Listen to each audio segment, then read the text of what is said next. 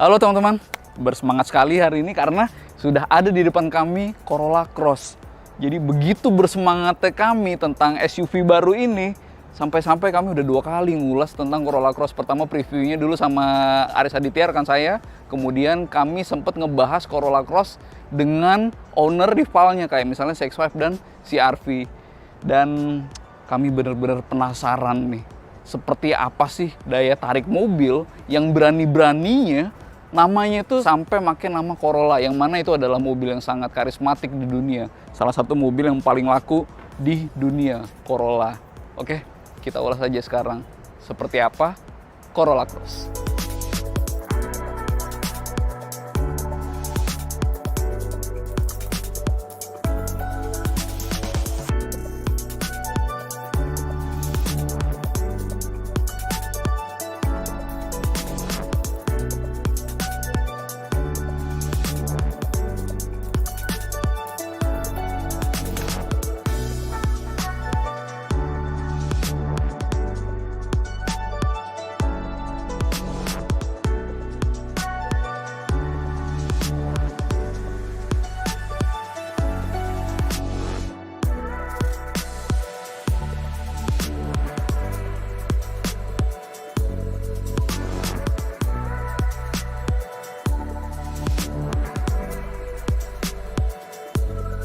Jadi di Indonesia teman-teman ada 2 varian rencananya, yang hybrid dengan yang gasoline non hybrid.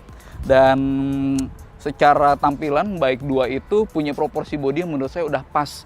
Ini yang hybrid yang paling mahal, dan teman-teman lihat di sini kalau wajah depannya mungkin pro kontra gitu ya. Ada yang suka, ada yang enggak, terutama bagian grillnya. Kalau saya sih suka ya. Modelnya menarik, mungkin karena baru jadi terlihat segar, fresh. Tapi headlampnya terlihat modern dengan ada latar biru di dalamnya. Kemudian bagian bawahnya nih, panel tahan benturan, SUV sekali. Itu sih menurut saya apa ya, enak nih dilihat nih. Lalu juga ban menggunakan 18 inci dan itu besar karena by the way si CHR aja yang lebih emosional car gitu ya dibanding ini yang value car, dia pakai ban ring 17. Dan itu ada penjelasannya teman-teman. Karena 18 ini Toyota berani memasang ban ukuran 18 karena sudah yakin dengan kenyamanannya Corolla Cross. Ini dibanding CHR, compact SUV-nya mereka, ini diset lebih nyaman meskipun secara sasis dia sama-sama TNGA. Nyamannya itu datang terutama dari bagian belakang. Jadi kaki-kaki belakangnya teman-teman ini menggunakan torsion beam, sementara CHR itu pakai double wishbone. Jadi kecenderungannya lebih keras. Padahal ya CHR itu kalau dibanding CX-3 gitu misalnya, atau dibanding HR-V 18 gitu ya, udah lebih nyaman CHR loh. Dan ini lebih nyaman lagi dari CHR. Ntar kita coba ya. Nah, ini di side skirtnya, bagian bawah, over fendernya itu menggunakan panel tahan benturan. Jadi buat mereka yang suka bepergian dengan medan yang lebih beragam gitu, mestinya sih lebih tenang dibanding kalau misalnya MPV, apalagi sedan dan hatchback. Lalu di sini juga ada roof rail sehingga praktis kalau misalnya mau ditambahin ekstra kargo.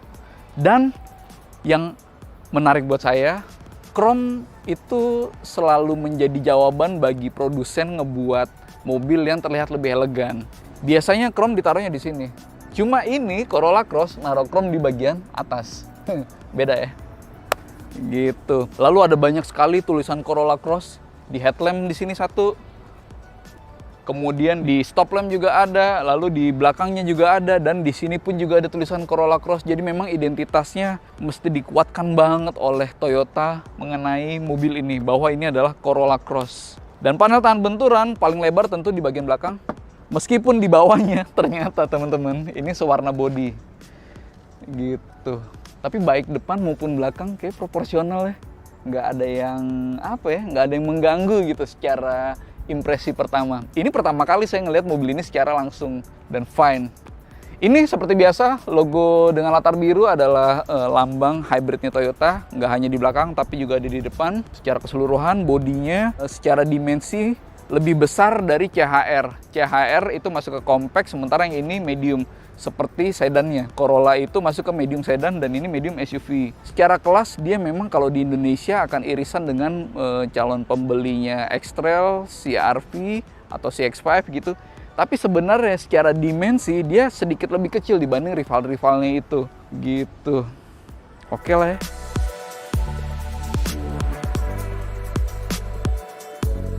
Saya sekarang pengen ngebahas cup. Oh iya, belum dibuka. Bentar. Nah, di bagian ininya, mesinnya, ada yang perlu saya sampaikan. Dan by the way teman-teman, saya mau ngasih lihat dulu. Di sini ada sketsanya Corolla Cross. Jadi Toyota melakukan detailing yang sangat bagus menurut saya ya. Ini ada logo Corolla, bukan logo namanya, sketsa Corolla Cross di pojok kiri bawah. Nah, ini mesinnya. Sekarang udah saya buka. Tadi belum ternyata. Seperti Altis Hybrid dan CHR Hybrid, jadi ini atasnya teman-teman nggak pakai cover. Dampak negatifnya adalah jadi kelihatan kayak berantakan gitu. Dan ternyata Toyota melakukan ini bukannya tanpa alasan. Kalau secara cost pro gitu, cover dong sih mestinya nggak mahal ya. Mereka pun sangat bisa untuk melakukannya. Cuma kalau cover itu dipasang, sementara kabelnya banyak sekali yang varian hybrid ini, ketika servis rutin di bengkel resmi itu akan memakan lebih banyak waktu. Sehingga Toyota membiarkan saja ini terbuka untuk mempercepat pengerjaan. Lalu, ini mesin sudah jelas 1.8 seperti hybrid di Indonesia. Yang 1.8-nya ada CHR, Altis, dan Corolla Cross. Kemudian di sini motor listrik. Jadi mereka benar-benar berdampingan. Lalu di sini yang unik buat saya teman-teman, up radiator ini rendah sekali nih. Dan ini nggak lepas dari perannya sasis TNGA, Toyota New Global Architecture, yang bisa ngebuat berbagai komponen termasuk ini serendah mungkin. Yang rendah buat mobil bermanuver itu baik karena center of gravity-nya pun juga semakin rendah. Semakin rendah center of gravity, semakin asik buat bermanuver. Ini juga sekaligus jadi crumple zone yang kalau misalnya ada tumbukan dari depan, seperti yang di samping-samping pun, bisa menyerap benturan dan ngebuat resiko dari impact-nya itu bisa lebih rendah. Jadinya soal keselamatan lebih baik. Oke, kita lanjut ke bagian dalam. Dan by the way, ini cupnya lumayan berat loh.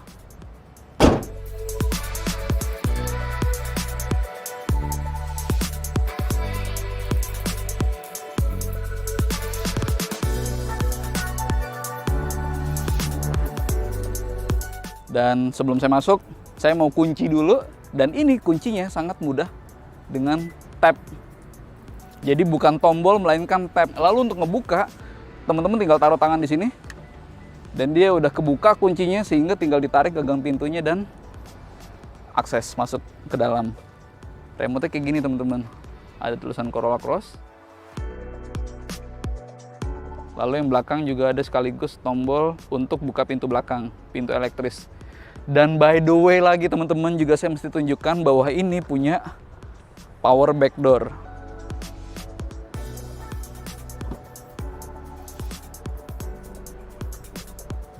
By the way teman-teman, kelihatan di sini ada sketsa lagi Corolla Cross detail. Dan ini bagasinya besar menurut saya. Kalau di CHR teman-teman bayangin dia karena belakangnya itu double wishbone, jadi lebih makan tempat. Sementara yang ini torsion beam, jadi konstruksinya secara keseluruhan jadi lebih ringkas dan berdampak sama bagasi yang lebih besar. Di sini pun juga masih ada tempat buat menaruh apapun. Lalu di bawahnya ban cadangan yang ukurannya spare tire space saver gitu. Ini sebenarnya secara ruang udah lumayan, tapi kalau misalnya butuh lagi ruang yang lebih besar, ini bisa dilipat seperti biasa sebenarnya. Dan yang tambahan lagi catatannya adalah ternyata ini belum lantai rata teman-teman. Kemudian Toyota menjelaskan bahwa ini bukannya tanpa maksud. Kalau misalnya ini mau dibikin lantai rata, pilihannya adalah meninggikan ini, yang mana itu nggak baik karena ketika ditinggikan dia akan mengurangi volume. Kemudian kalau misalnya alas yang diturunin, direndahin, penumpang belakang akan lebih nggak nyaman. Jadi komprominya adalah ini dibiarkan tetap tinggi sandarannya, alasnya juga bisa tetap tinggi.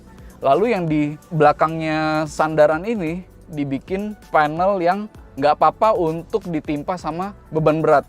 Jadi mau bawa koper atau apapun yang berat, taruh sini, timpa aja, nggak masalah. Ini untuk menutup juga dengan ayunan kaki.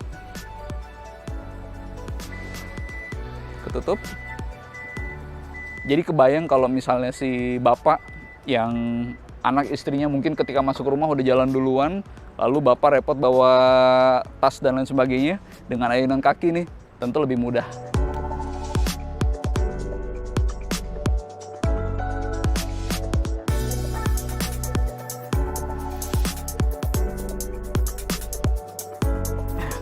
bagian dalam. Ini pengaturannya sudah elektris. Kalau yang di sini, oh ini masih manual. Saya nyalain dulu. Karena ini adalah varian hybrid, jadi ketika motor listriknya aja yang bekerja, nggak ada suara apa-apa, padahal mobil sudah siap jalan. Ini beberapa waktu lalu saya baru saja ngulas Altis hybrid dan kayak sangat familiar dengan desainnya karena memang mirip. Dan ini hybrid bukan yang varian mahal kalau yang di Thailand. Thailand itu yang paling mahal, premium safety, bahkan ada pilihan yang jok warna merah, tapi ini enggak. Ini bisa di maju mundur naik turun, sudah jelas. Kemudian layar di sini head unitnya gambarnya tajam banget teman-teman. Lalu juga menunya banyak, termasuk ada, saya kecilin dulu. Kemudian di sini menarik buat saya, di sini juga bisa nge-scan e-money, ini ada NFC. Lalu di sini ada dual zone climate-nya, tuh asik banget. Lalu ada sunroof, belum panoramik. Kemudian di sini ada EV mode sama drive mode. EV mode kalau baterainya penuh, dia bisa berjalan sepenuhnya dengan motor listrik. Asik ya. Lingkungannya gelap, jadi kesannya memang lebih elegan ya karena banyak warna hitam di sekitar kabin. Kemudian di sini ini soft panel teman-teman. Ini pun juga soft panel, jadi enak buat nopang. Terus yang di sini, tapi hard panel. Posisi duduknya asik. Dan sekarang kita coba dulu ke belakang seperti apa posisi duduknya. Lalu kita langsung aja coba jalan. Yuk.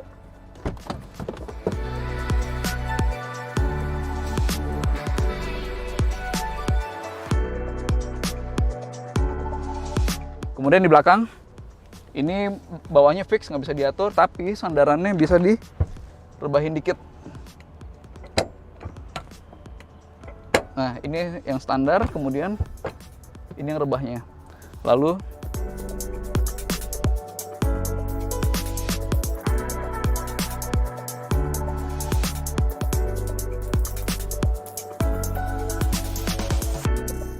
dan sekarang teman-teman, kita coba gimana impresi berkendaranya. Tapi tentu ini singkat, impresi awal bukan pengetesan lengkap. Ini sasisnya udah TNGA, artinya udah lebih support untuk bermanuver karena sasisnya lebih kaku. Nah, cuma yang ngebedain ini dengan CHR yang sama-sama SUV bersasis TNGA, ini kaki-kaki belakangnya menggunakan torsion beam biasa. Sementara kalau si CHR kan double wishbone nih. Nah, menurut Toyota dengan torsion beam dia lebih empuk. Dan gak heran Toyota pede untuk pakai pelek dan ban berukuran 18 inci. Dengan roda yang lebih lebar, biasanya kan lebih keras ya. Nah, karena suspensi belakangnya sudah lebih empuk dibanding CHR, maka Corolla Cross dipakein yang 18 inci. Sementara yang CHR itu 17 inci. Ini sekarang kita coba manuver gimana. Di depan ada zigzag. Rasa-rasanya sih body rollnya minim ya. Jadi saya pede aja untuk bermanuver. Benar, dia lebih empuk sih ini. Lebih empuk dari CHR, tapi nggak sampai yang labil gitu. Terus ngebuat body rollnya terasa banget, enggak ya kayaknya. Dan sekarang kita coba nanjak gimana responsnya. Kayaknya nggak ada masalah ya nanjak ya. Dan karena ini SUV, jadi mungkin aja ngelewatin jalan yang lebih beragam. Termasuk, mestinya sih SUV lebih pede ngelewatin banjir. Ini di tes areanya ada kubangan air. Kita coba aja sekarang. Santai saja ngelewatinnya. Lalu sekali lagi ada zigzag nih. Kita coba lagi sekarang dengan kecepatan yang lebih tinggi. Mudah-mudahan teman-teman bisa terlihat di kamera body rollnya seperti apa. Kalau saya sih di dalam nggak ngerasain ada body roll berlebih. Jadi ya bisa dibilang ini bener-bener mirip seperti karakter Corolla ya. Dari dulu Corolla tuh kayak all around gitu. Dia nggak yang se-agresif Mazda atau Honda gitu ya. Tapi dia bisa ngedapetin handling yang juga udah enak. Kenyamanan yang juga kompromi. Oke artinya. Dan respons mesin yang menurut saya ya khas Toyota gitu. Enak di menengah. Jadi Corolla Cross secara impresi singkat kami oke lah.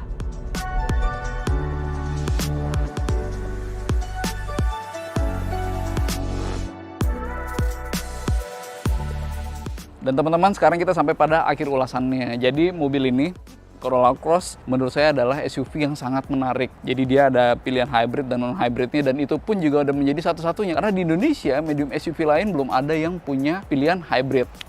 Dan dengan nama Corolla, kita udah tahu bahwa secara demografis, hasil risetnya Toyota itu menunjukkan kalau antara Corolla dengan Corolla Cross itu punya calon konsumen yang mirip, kemampuan ekonomi pun juga mirip. Cuma Corolla Cross ada kemungkinan bahwa si pemilik itu beraktivitas outdoor atau mungkin camping, sehingga ketika berhadapan dengan jalan yang lebih beragam, Corolla Cross ini lebih capable. Lalu soal harga, ketika video ini dibuat, kita belum tahu nih harganya akan berapa, tapi kalau misalnya dia bisa dapat di sekitar 500 juta atau bahkan di bawah 500 juta untuk yang paling mahal hybrid, ini sih menarik banget ya. Dia jelas akan lebih murah dibanding CX-5, CR-V, atau mungkin X-Trail termahal. Jadi dia bakal